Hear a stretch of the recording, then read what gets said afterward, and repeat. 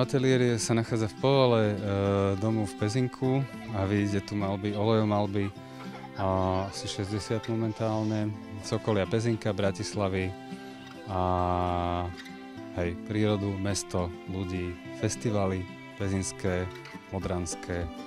To sú asi moje témy a technika.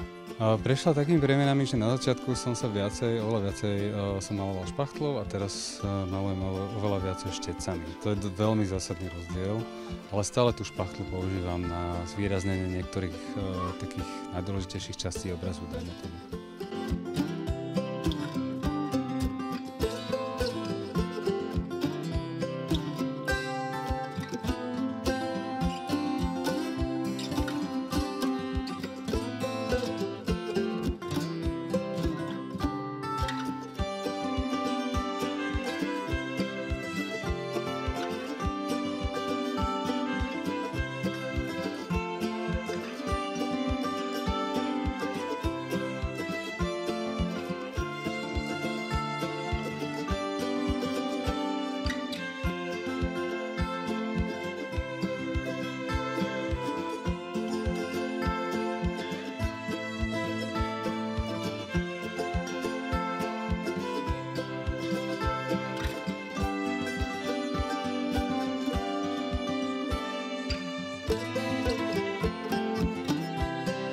Niekedy sa mi stane, že chcem ísť malovať a zrazu neviem čo, ale